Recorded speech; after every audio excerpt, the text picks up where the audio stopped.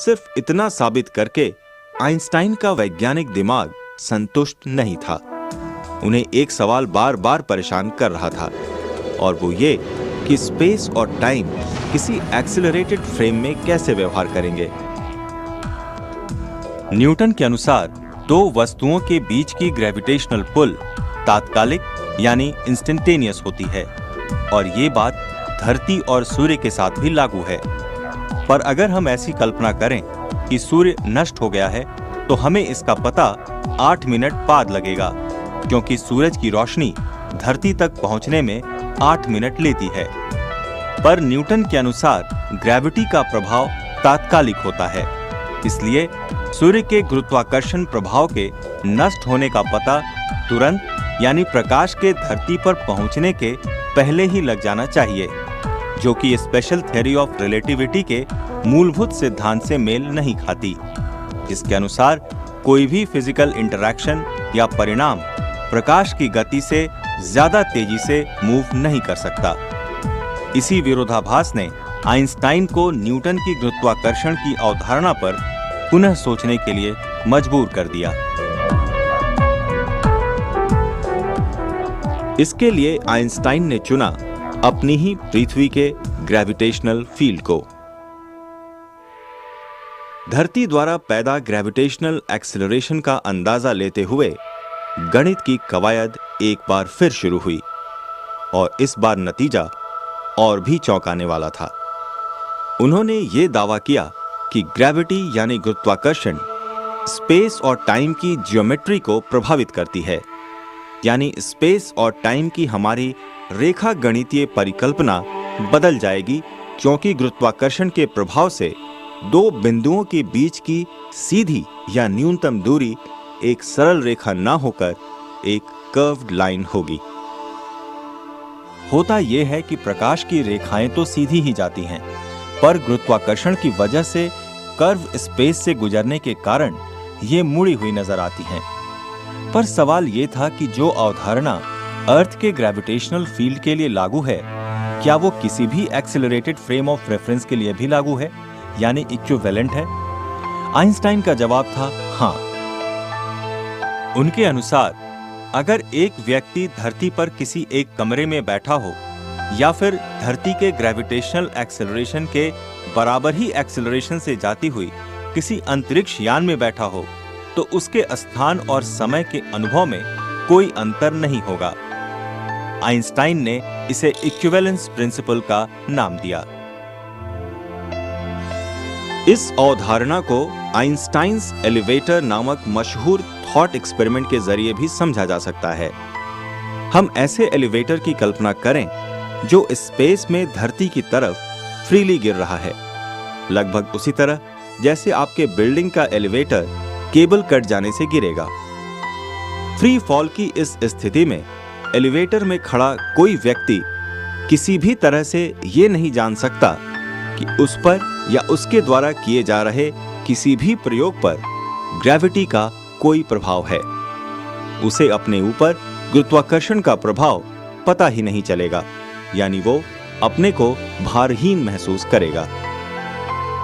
इसलिए उसके आसपास में, जैसे कि एलिवेटर के अंदर, रिलेटिविटी की स्पेशल थ्योरी लागू होगी, पर बाहर के ऑब्जर्वर के लिए एलिवेटर एक्सेलरेटेड होगा, और उसके लिए लिफ्ट के अंदर की घटना गुरुत्वाकर्षण के प्रभाव में नजर आएगी।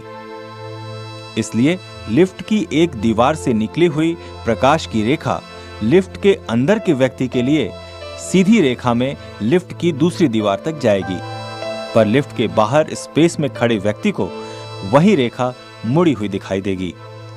ग्रेविटेशन द्वारा प्रकाश के मुड़ने का दावा और उससे ये निष्कर्ष कि स्थान या स्पेस में मोड़ है, आइंस्टाइन की दूसरी क्रांतिकारी अवधारणा थी, जिसने ग्रेविटी को देखने और परखने का नजरिया ही बदल दिया।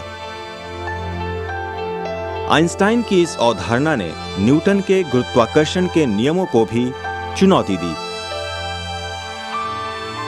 क्योंकि आइंस्टाइन के मुताबिक सूर्य के चारों तरफ घूमने वाले ग्रह कर्व्ड स्पेस फॉलो करते हैं, ना कि सूर्य की गुरुत्वाकर्षण शक्ति की वजह से उसके चारों तरफ घूमते हैं। हालांकि इसकी कल्पना करना जरा मुश्किल है, पर इसे एक तरीके से अच्छी तरह समझा जा सकता है। एक रबर की शीट लें जिस पर कुछ वर्टिकल और हॉरिजॉन्टल लाइंस खींची हो। शीट को स्ट्रेच कर दें और उसके सेंटर में एक बड़ी गेंद रख दें। हम देखेंगे कि गेंद के आसपास जो लाइनें हैं वो थोड़ी तिरछी दिखाई देंगी और शीट में एक स्लोप या कर्व पैदा हो जाएगा। अब हम जब एक दूसरी गेंद इस सतह पर डालेंगे तो वो उस कर्व की वजह से बड़े बॉल के पास चली जाएगी। कमाल की बात यह थी कि आइंस्टाइन के मैथमेटिकल कैलकुलेशंस और काल्पनिक प्रयोग फिर सच साबित हुए। सन 1919 में आइंस्टाइन उस वक्त रातों रात काफी मशहूर हो गए जब ब्रिटिश खगोल शास्त्रियों के एक दल को पूर्ण सूर्य ग्रहण की तस्वीरें लेते समय उस सितारे की वर्चुअल इमेज नजर आई जिसकी वास्तविक पोजीशन सूर्य से छिपी हुई थी। और ऐसा इसलिए हुआ क्योंकि उस सितारे से निकली प्रकाश की रेखा सूर्य के गुरुत्वाकर्षण की वजह से मुड़ी और उसकी इमेज उसके वास्तविक पोजीशन से अलग हटकर नजर आई। आइंस्टाइन द्वारा ग्रेविटी यानी गुरुत्वाकर्षण की ये नई परिकल्पना जनरल थ्योरी ऑफ रिलेटिविटी यानी व्यापक सापेक्षतावाद के नाम से विख्यात हुई। समय के साथ साथ ग्रेविटी द्वारा स्पेस के कर्व होने के और भी सबूत मिले। निरीक्षणों द्वारा बुध ग्रह की कक्षा में सूर्य के सबसे समीप वाले बिंदु यानी पेरिहीलियन में एक शिफ्ट अनुभव किया गया। हालांकि एक शताब्दी में सिर्फ 43 आर्क सेकेंड का ये शिफ्ट बहुत ही मामूली था, पर गुरुत्वाकर्षण द्वारा स्पेस में कर्व पैदा होने के सबूत के लिहाज से ये काफी था। आइंस्टाइन के इस नए नजरिए ने हमें अंतरिक्ष और उसके रहस्यों को ढूंढने के लिए एक पुख्ता हथियार दे दिया।